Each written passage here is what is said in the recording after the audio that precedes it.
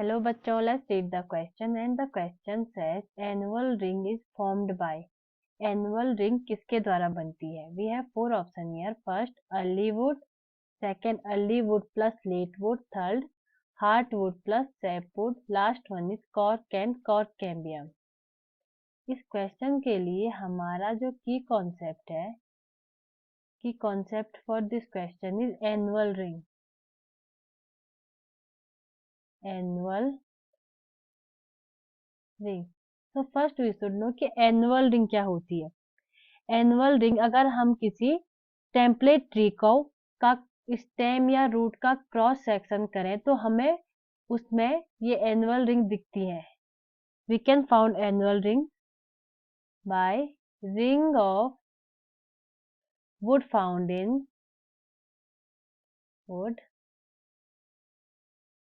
found in cross section of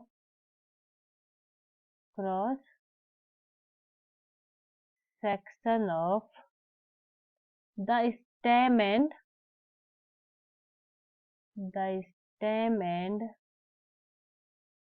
root of template tree.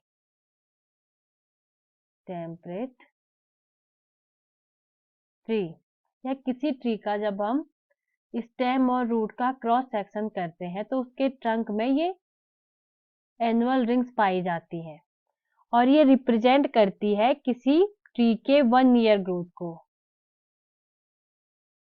It represent 1 year growth of tree. 1 year growth of tree. और ये consist करती है spring wood और summer wood से. Annual ring are consist of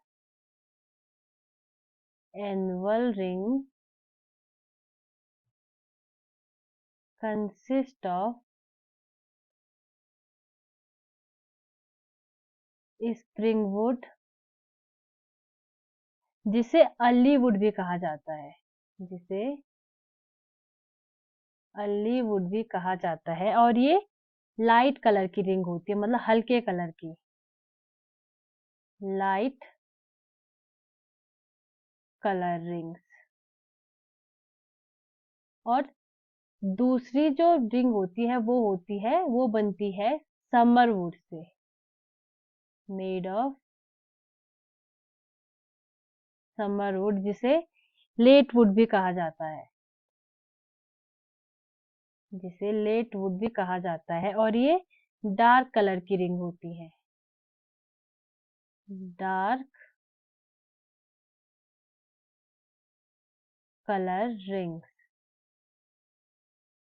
एक साल में किसी ट्री में 2 रिंग्स बनती है, एक समर वुड से और दूसरी स्प्रिंग वुड से. मतलब एक स्प्रिंग के सीजन में बनती है जो लाइट कलर की होती है और दूसरी समर के सीजन में बनती है जो डार्क कलर की होती है. अगर हमें किसी ट्री की एज पता करनी है तो उसका फॉर्मूला होता है annual age is equal to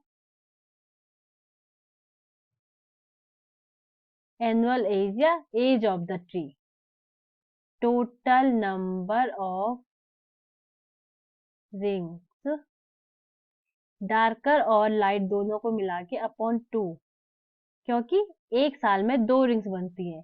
annual age या total age of tree is equal to total number of ring upon 2. इस क्वेश्चन के लिए हमारा जो राइट आंसर होगा वो होगा option B. Annual ring are formed by early wood and late wood या spring wood and summer wood. So option B will be our right answer. I hope you understand the concept. Best of luck.